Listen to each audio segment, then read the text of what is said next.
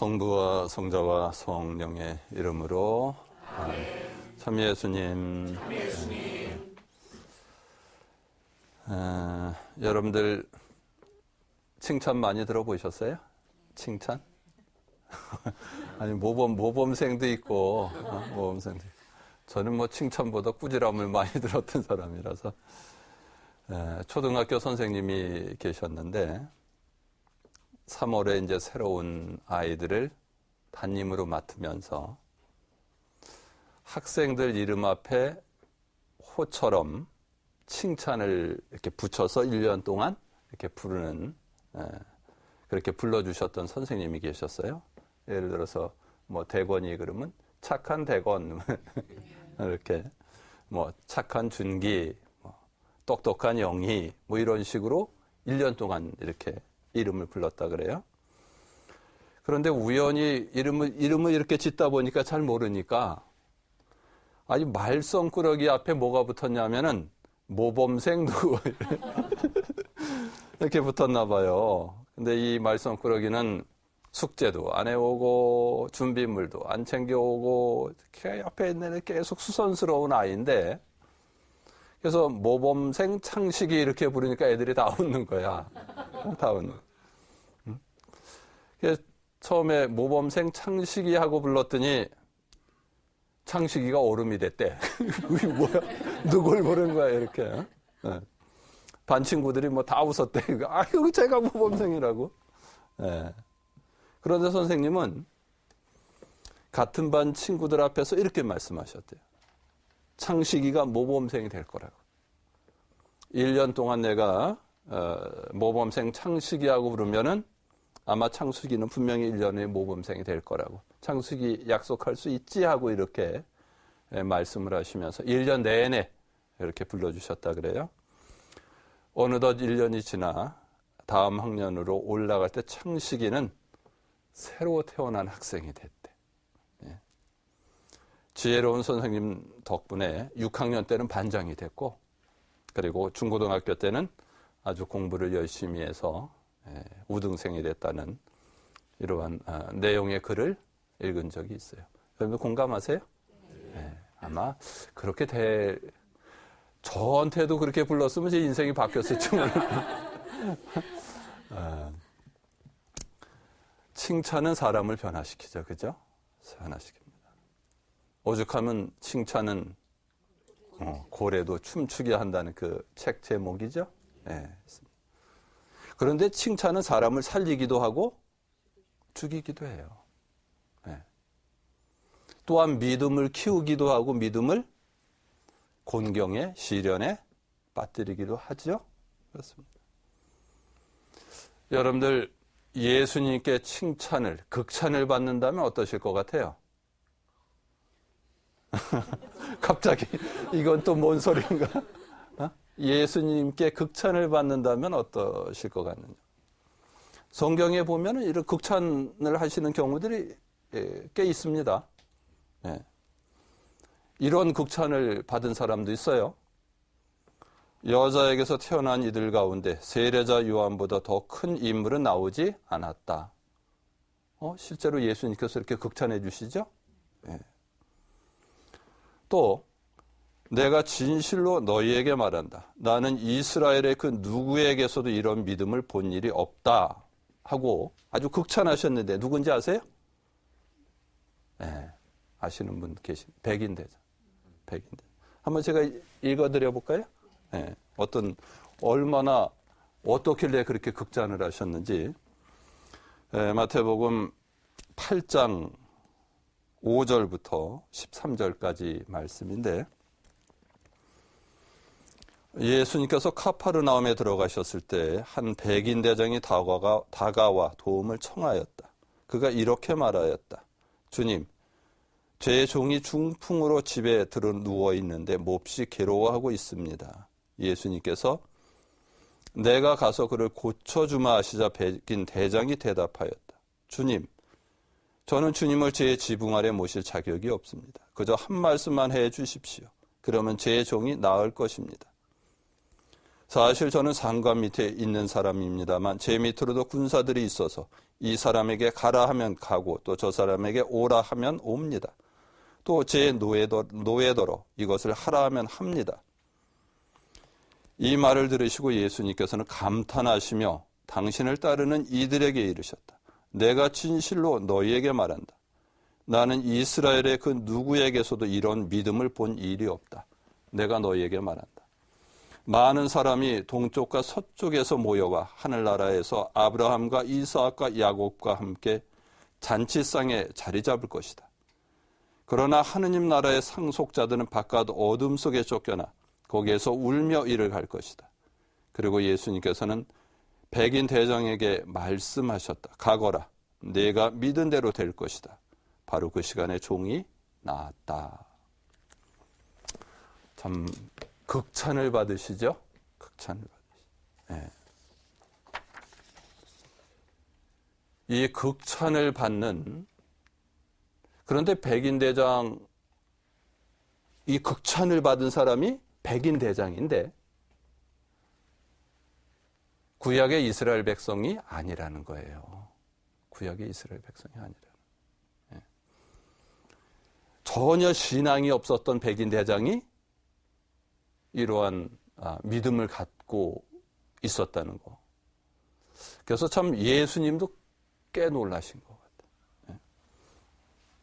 그런데 이 백인 대장의 그 믿음, 이 믿음이 여러분들 신자들을 성체 모시기 전에 그 직전에 반복하고 있는 거 아세요?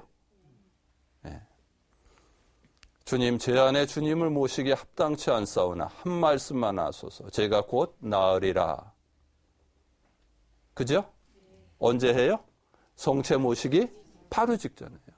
바로 직전에 사제가 거양 성체하면서 이렇게 하느님의 어린 양이라고 들어올렸을 때 그때 여러분들이 주님 제 안에 주님을 모시기 합당치 않사오나 한 말씀만 하소서. 제가 곧 나으리라 하고 이렇게 응답하시죠. 네. 누구의 믿음이에요? 백인 대장입니다. 네. 성체를 모시기에 앞서서 우리가 다시 한번 주님께 믿음을 고백하는 아주 가장 귀한 그 순간에 우리는 백인 대장의 믿음으로 우리의 신앙을 고백한다는 겁니다. 기도의 원전이 이거예요. 주님, 저는 주님을 제 지붕 아래 모실 자격이 없습니다. 그저 한 말씀만 해주십시오. 그러면 제 종이 나을 것입니다. 확연해지죠? 확연해지죠. 네. 이 백인 대장의 고백이 성체를 모시기에 앞서 우리가 드리는 기도입니다. 이 말을 들으신 예수님께서 감탄하시죠. 나는 이스라엘의 그 누구에게서도 이런 믿음을 본 일이 없다. 여기서 이스라엘은 누구를 뜻하는 거예요? 믿는 모든 사람들을 뜻하는 거예요. 구약의 이스라엘 백성들, 믿는 모든 사람들보다도 믿음이 없었던 백인 대장이 더 믿음이 크다는 거예요. 감탄하시는 거예요. 어떻게 이런 믿음을 가질 수 있었을까? 그러면 우리는 또 물을 수 있어요. 이 백인 대장이 도대체 누구냐? 어떤 사람이 백인 대장이냐? 얼굴이 하얀 사람이 백인 대장이냐? 어떤 사람이 백인 대장이에요? 이 사람은 정말 신심이나 성경 지식이나 혹은 아주 수련이 깊은 이러한 사람이냐? 놀랍게도 백인 대장은 그런 사람이에요. 백인 대장은 100명 병사의 지휘관을 백인 대장이라. 로마 군사, 로마 군인들, 백부장이라고도 이야기해요. 백부장. 로마 군인들은 인원으로. 그래서 1000명을 지휘하면은 천인대장. 이렇게. 정말 이 로마의 백인 대장이 겸손하게 청하는 그 모습은 참 놀랍기만 합니다. 여러분들 생각해 보세요. 이스라엘이 로마의 식민지죠. 그럼 이 백인 대장은 어떤 사람이에요? 식민지를 다스리는 군인이에요. 군인. 네. 정말 겸손해질 수가 있는 사람이에요? 겸손해질 수가 없는 사람, 어려운 사람. 정말 말 그대로 하늘에 나는 새도 떨어뜨릴 수 있는 그 막강 로마 군단의 장교란 말이죠.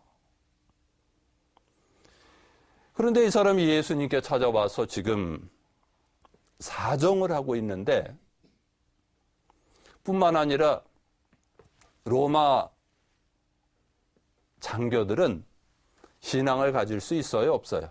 없었다는 거예요. 가질 수가 없어요. 왜냐하면 로마 황제를 신으로 모시고 있던 그러한 시대의 군인들이거든요. 다른 신을 섬기는 것이 금지되어 있던 그런 시대. 그런데 백인 대장은 예수님께 그 어떠한 믿는 사람보다도 깊은 믿음을 드러냈다는 거예요. 참 놀라운 모습. 그냥 말 그대로 정말 다른 사람들이 그 백인 대장의 이러한 모습을 보면 깜짝 놀랄 거예요, 아마. 어떻게 저럴 수가 있을까? 믿는 사람이어도 이 정도의 겸손한 모습을 보였다면 아마 참 놀랄 일이죠. 아마 군인들 사이에서는, 그 장교들 사이에서 이 백인 대장의 모습을 보면 뭐라 그럴 것 같아요, 여러분들? 다른 군인들이. 미쳤나 봐. 야, 쟤 왜 저러냐? 이상해진 거 아니냐? 그놈한테 잡아다가, 야, 임마, 얘 고쳐. 명령을 할 수 있지요. 그런데 정말 광신자도 하기 어려울 정도의 그 믿음을 드러낸다는 거죠. 놀랍습니다. 그리고 여기서 또 중요한 게 있어. 백인 대장이 예수님께 간청한 것. 뭘 간청했어요? 그렇죠. 자기의 바램을 얘기한 게 아니라 자기 종이 중풍으로 누워서 힘들어하는데 그것 좀 고쳐달라. 실은 그 시대의 종은 소모품이나 다름없던 시절. 이 사람의 인격과 믿음이 어떠했는지를 그 몇 장면 안에서 우리는 확인할 수 있는 거예요. 정말 예수님께서 왜 그렇게 극찬을 하셨는지 우리가 조금 생각해 보니까 이해가 됩니다. 내가 가서 고쳐주마. 근데 여기서 더 놀라운 거는 내가 가서 고쳐주마. 그런데 이때 백인 대장이 뭐라고 대답하는지 아세요? 주님, 저는 주님을 제 지붕 아래 모실 자격이 없습니다. 그저 한 말씀만 해 주십시오. 그러면 제 종이 나을 것입니다. 사실 저는 상관 밑에 있는 사람입니다만 제 밑으로도 군사들이 있어서 이 사람에게 가라 하면 가고 저 사람에게 오라 하면 옵니다. 또 제 노예대로 이것을 하라 하면 합니다. 참, 그죠? 가서 고쳐주마 그러면 네, 그리고 너무너무 감격해서 모시고 갈 텐데 이것도 아니야.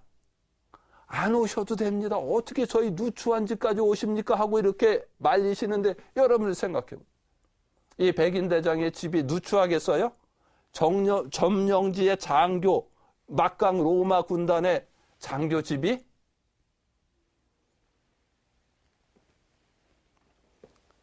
감탄하실 만하죠. 예수님께서 감탄하실 만한 거예요.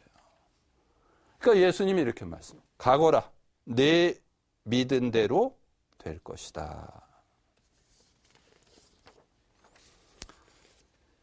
믿음이 기적을 가져옵니다.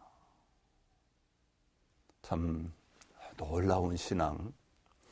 정말 왜 예수님께서 그렇게 극찬을 하시는지 이 사람의 배경 또 그 상황들 그것을 모두 뛰어넘어서 어떠한 신앙인도 보여주기 어려운 믿음과 겸손으로 예수님께 청한다.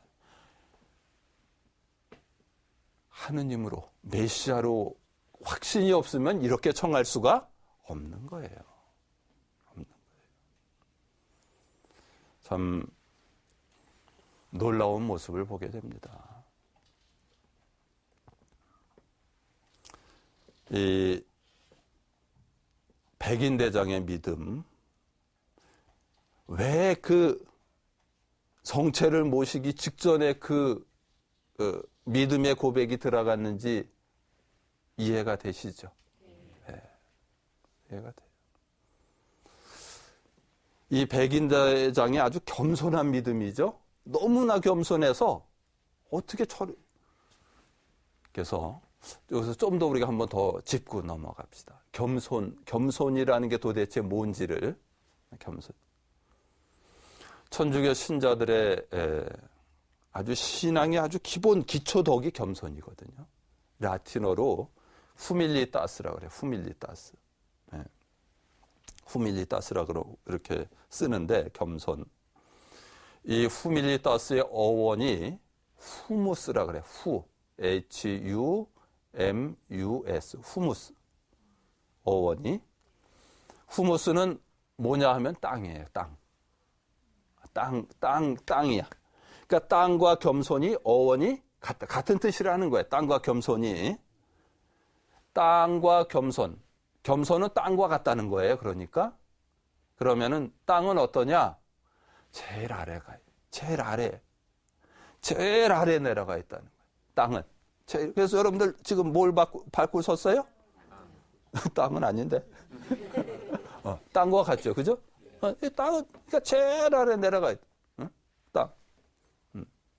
뿐만 아니라 모든 사람이 땅을 밟고 다닌다. 그래도 아무 내색.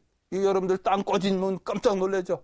요즘 싱크홀 때문에 그냥, 서울 전역이 난리가 났는데, 진짜 그 어느 순간 땅이 없어져 봐요. 이건 뭐 상상도 할 수 없는 일 아닙니까? 그런데도 어떠한 티도 내지 않는다는 거예요.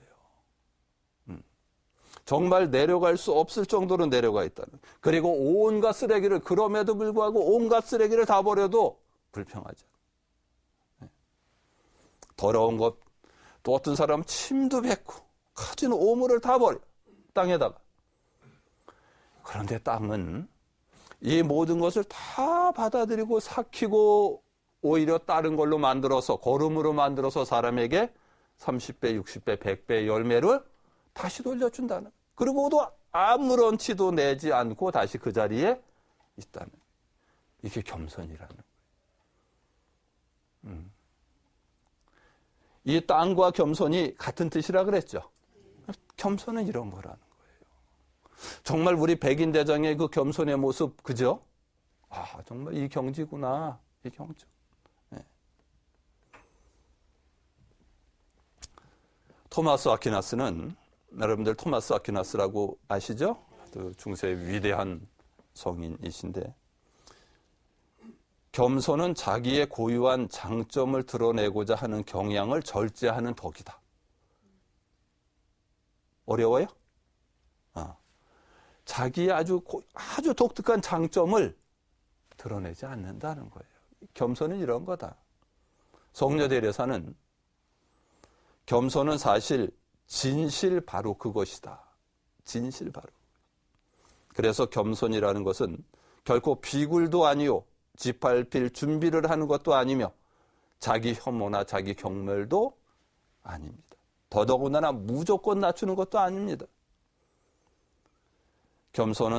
겸손이란 하느님께로부터 받은 은혜, 그 재능을 인정하고 그것을 최대한 이용해서 하느님께 영광을 드리는 것.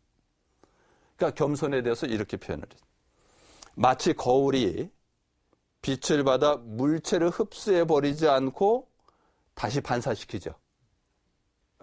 이것과 같다는 거예요. 저는 이 말씀을 들으면서 정말 그렇겠다. 거울은 있죠. 하느님의 은총을 반사시켜서 다시 보내는데 자기는 전혀 취하지를 않는다는 거예요. 그대로 반사시켜서 누구를 드러내는 거예요? 겸손은 하느님의 영광을 드러내는. 마치 지가 한 것처럼 하느님의 영광을 내가 받았는데 마치 내가 내보내는 것처럼 이게 아니라는. 그 하느님의 영광을 거울에 전혀 1%도 취하지 않고 그대로 반사해서 하느님의 영광을 드러내는 것이 겸손이라는 거죠. 그래서 베네딕토 수도회 모토 중에 하나가 하느님의 영광을 위하여. 하느님의 영광. 여러분들 우리도 어떻게 살아야 되는지 아시죠? 누구의 영광을 위하여? 그전에는 어떻게 살았어요? 나의 영광을. 그러니 참 얼마나 거리가 먼 삶을 살았는지를 우리는 참 겸손해지기가 어려워요. 왜냐하면 자꾸 나를 드러내고 싶어 하거든. 내가 드러나면 누가 죽어요? 하느님이. 그래서 정말 신앙인들은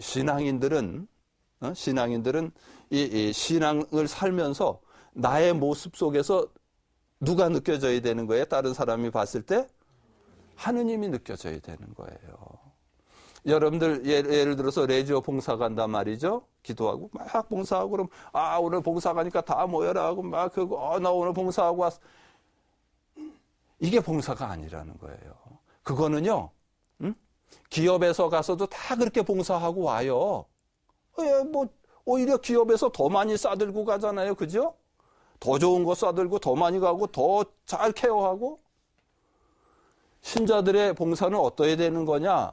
예를 들어서 레지오 단원이 어느 집안에 가서 어렵고 힘든 사람의 청소를 도와주기도 하고 그분과 대화를 나누고, 그분이 내가 왔다 간 다음에 그분 너무너무 고마워요. 너무너무 나한테 잘해줘요. 이러면 잘못된 거야.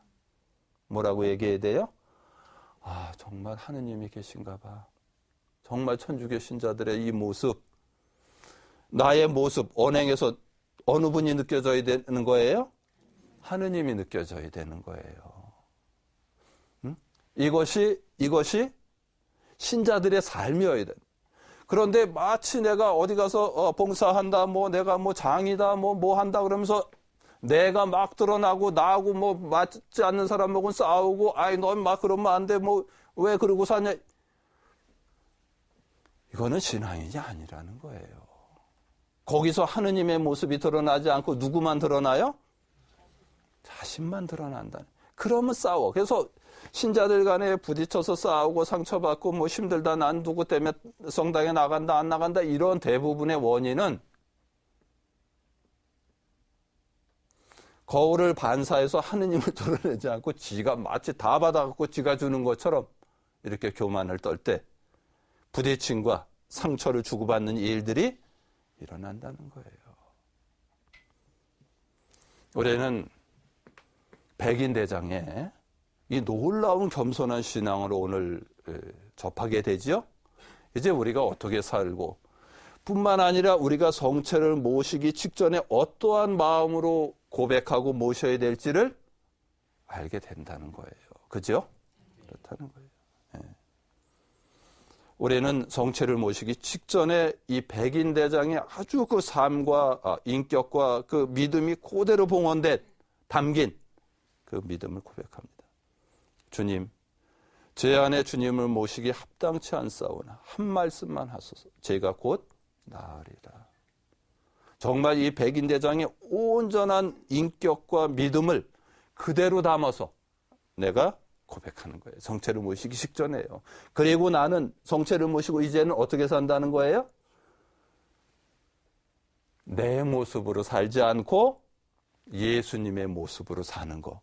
이것이 우리가 성체를 모시기 직전에 바치는 기도고, 그렇게 되기를 청하는 거예요. 염원하고. 그리고 사제는 나눠줍니다. 그리스도의 몸. 그럼 신자들은 뭐라고 대답해요? 아멘 하고. 아멘이 무슨 뜻이에요? 네, 그렇습니다. 그리스도의 몸입니다. 네, 그렇습니다 하는 뜻이야. 그런데 이게 그냥 밀떡이 아니라 예수님의 몸입니다. 그리스도의 몸. 아멘. 네, 그렇습니다. 예수님의 몸입니다 하고 받아 모시는 거예요. 이 아멘이라는 응답 속에 정말 이 백인대장의 고백했던, 백인대장이 표현했던 그 믿음과 그 인격이 그대로 내 안에서 드러나야 돼요.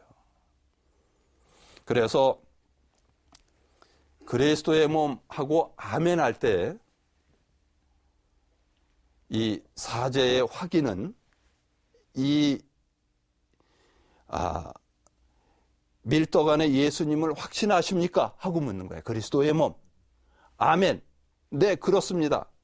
이 아멘은 네, 그렇습니다. 저는 예수 그리스도께서 나에게 영원한 생명을 주시는 구원자이시며 이 밀떡이 그분의 몸과 피임을 믿습니다. 그러므로 내가 그리스도 자신이 된다는 것을 참으로 기뻐하고 감사드립니다. 이러한 시인한 거. 내가 그리스도 자신이 된다는 거예요. 네. 이것이 오늘 백인대장이 우리에게 가르쳐주는 믿음입니다. 그래서 성체를 모실 때 참 준비가 필요해요. 그리고 그 깊은 믿음을 백인대장이 그 깊은 믿음과 인격을 늘상 떠올려야 돼요.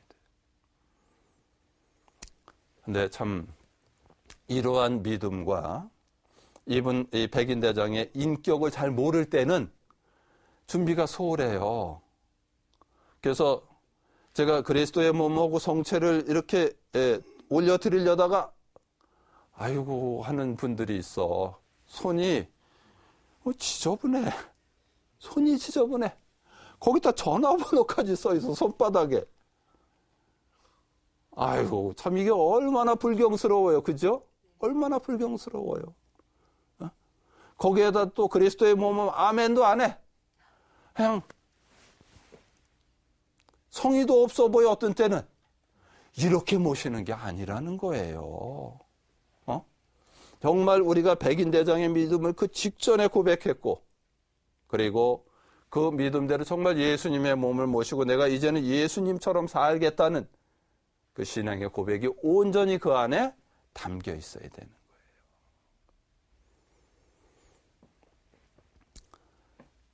이 백인대장이 가졌던 그 겸손하고 확신에 찬 믿음으로 어떻게 대답해야 되냐면 그리스도의 몸 하면은 아멘 하고 대답해야 돼요. 큰 목소리로. 그리고 정말 그 모시기에 합당한 마음으로 아멘하고 응답할 수 있어야 돼요. 그럼 예수님께서 말씀하시잖아요. 내가 믿은 대로 될 것이다. 내가 믿은 대로 될 것이다. 예. 예수님의 말씀대로 우리의 소망이 이루어진다는 거죠. 이 백인대장의 겸손한 믿음 참 놀랍죠.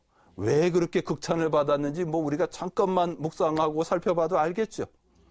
이제 이게 누구의 믿음이 되어야 된다는 거예요? 우리 여기 계신 분들의 믿음이 되어야 되고 모든 분들이 그러한 믿음을 또 인격과 겸손한 믿음과 확신을 가질 수 있어요.